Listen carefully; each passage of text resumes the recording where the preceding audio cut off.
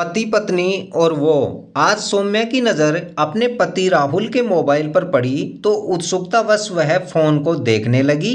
Mobile में किसी अनजान नंबर पर गुड मॉर्निंग बेबी का मैसेज देखा तो सौम्या को धक्का सा लगा तथा सौम्या ने मोबाइल को खंगालना शुरू कर दिया और उसमें उसी नंबर पर बहुत से मैसेज किए हुए थे जिन्हें देखकर सौम्या को यकीन ही नहीं हुआ कि उसका पति राहुल भी ऐसा कर सकता है। सौम्या ने अपने पति राहुल से इस बारे में बहुत पूछा, गुस्सा भी हुई, मगर राहुल ने कुछ नहीं बताया।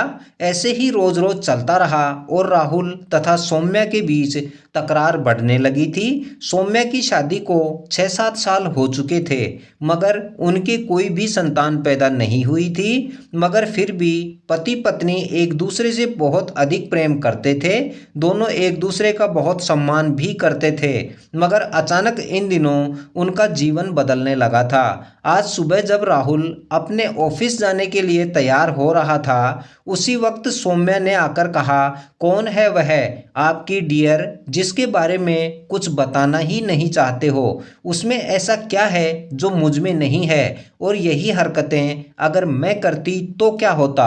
राहुल ने कोई जवाब नहीं दिया तो सौम्या बोली, आज चाहे कुछ भी हो जाए आपको बताना ही होगा कौन है वह।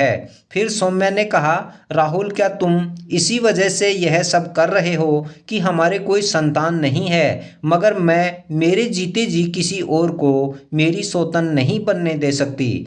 आज मुझे साफ साफ बता दो कि आखिर वह कौन है और आप मेरे साथ रहना चाहते हैं या फिर आपकी डियर के साथ?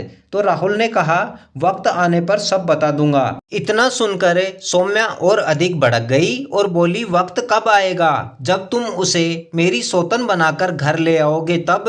तो राहुल ने कहा, बोला ना वक्त आने पर बता दूंगा और ऑफिस के लिए निकल गया। सौम्या रोती रही। अब उसे कुछ भी अच्छा नहीं लग रहा था। बस अपने आप को कोसे जा रही थी कि आखिर कौन सी कमी रह गई थी उसके प्यार में जो पति ने दूसरी जगह अपनी मंजिल बनाने की सोच ली। सौम्या इस विषय पर किसी से बात भी नहीं कर सकती थी क्योंकि आज से पहले ऐसी बात कभी भी नहीं हुई थी। तो सौम्या ने सोचा कि वह खुद ही इस बात का पता लगाएगी कि सच क्या है और वह अब राहुल के फोन को बहुत अधिक चेक करने लगी थी।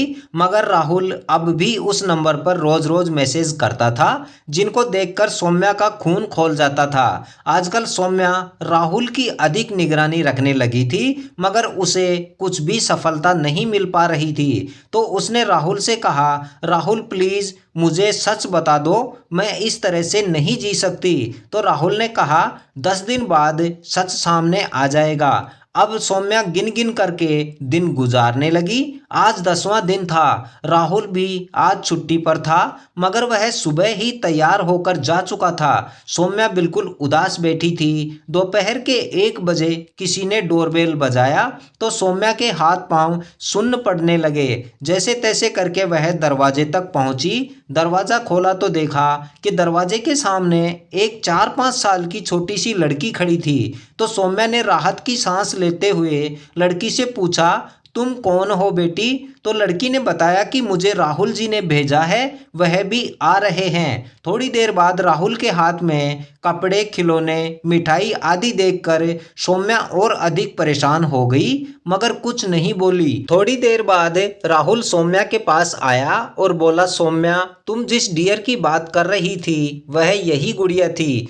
जिसे मैंने अनाथ आश्रम से गोद लिया है और आज इसका जन्मदिन है इसलिए मैं इसे जन्मदिन पर इसको हमारा घर तोहफे में दे रहा हूं। तुम क्या कहती हो? सौम्या कुछ नहीं बोल पाई थी, बस अपनी सोच पर आंसू बहाते हुए पछता रही थी और दौड़कर राहुल के गले लगकर माफी मांगने लगी। तब राहुल ने कहा, कोई बात नहीं सौम्या, बस तुम हमारी इस नन्ही सी बिटिया का ध्यान रखना। इसके बाद सबने खुशी खुशी बिटिया का जन्मदिन मनाया और सब साथ साथ प्यार से रहने लगे। यही थी आज की कहानी।